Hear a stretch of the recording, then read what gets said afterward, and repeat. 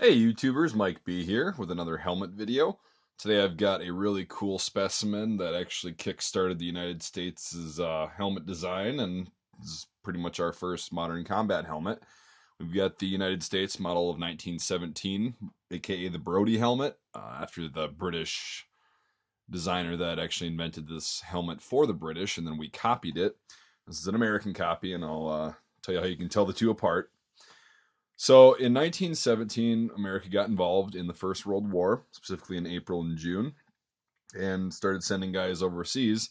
And our equipment was good for walking through Yellowstone National Park, but as far as the trenches in France and other places in Europe where we were going to go, not so much. So when we got over there, the British and the French said, "Okay, well, you're going to need all this gear, all that gear. You're going to need a helmet." And et cetera, et cetera. So we ended up adopting the Brodie helmet. I'm not sure exactly why, but we did. And then in 1917, designs were sent back to the United States and we began production. So this is an original example, and this is one of the nicest originals I've ever seen in my life. And I'm not just tooting my own horn. I got this for that reason. I wanted a really cool original example because most of them you find are really beat up, but this one's in fantastic shape. So the first way you can tell this is an American helmet, tell it apart from the British helmet, is just the texture on the shell. This is ground up cork, sand, or sawdust. There are different factories and different times had different mixtures that they would actually put on the helmet. They put a layer of glue on the helmet over the primer, and then they would kind of use this little thing to rotate the helmet back and forth into this mixture on the outside, so it would get stuck onto the glue that was on the primer, and then they would paint over it, and it gives it this textured kind of finish that reduces glare and allows you to put mud on there and further reduce the glare and kind of camouflage the helmet. So that's the first way you can tell from the outside. Other than that, on the outside, the shape is exactly the same. So I'm going to show you the liner now, and I'll show you why this one is a great example of kind of like why I like this helmet in particular. You'll see exactly why here in a second. Sorry about that.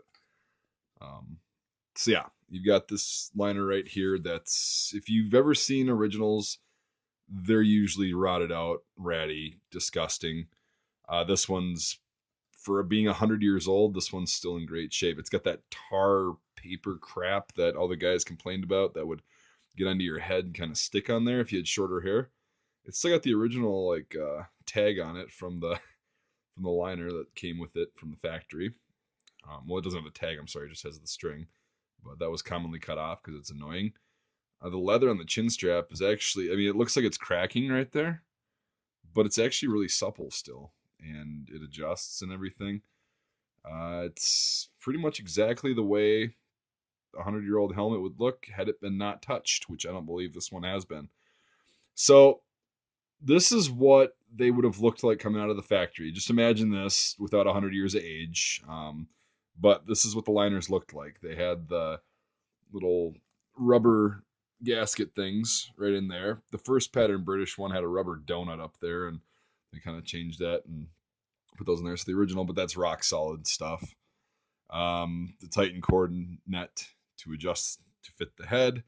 Of course, that's in the little rivet thing. If you ever watch a video on how they made these, the final step was to put that rivet in there, put this on a little block, and then peen the little screw right there, the little rivet, I'm sorry, and then it would prevent the liner from coming out. So there's actually a hole in the top of the helmet. So yeah, and then there's like a wool pad right here that usually is all disgusting and rotted out, but this one's actually in really good shape. So you can see here, there's the maker stamp. Try and zoom. So that's another way you can tell these from the British ones. The British ones are differently stamped.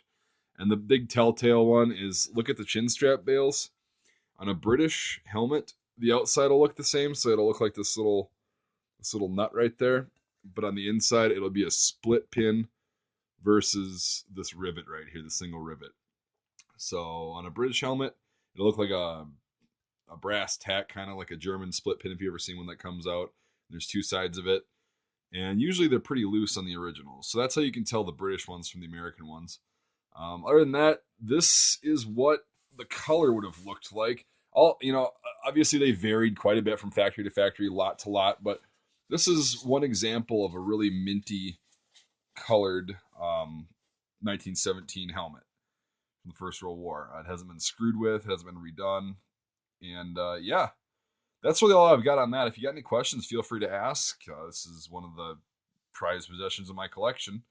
It goes along with my World War One collection. If you want to check out my other World War One helmets, check out my helmets playlist and check out the series Helmets of the World. That's what this is in. And I've got other World War One helmets as well as everything up to modern.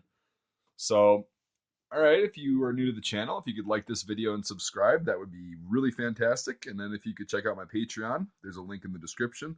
That would be cool too, and consider supporting me on there. If you can't, not a big deal. Um, I just appreciate you watching. And to all my viewers, past and present, I appreciate your views. Hope you guys like this series. I've never really gone all the way out on my collection making videos like this, but hopefully we can do that now. So thanks for watching, and we'll see you next time.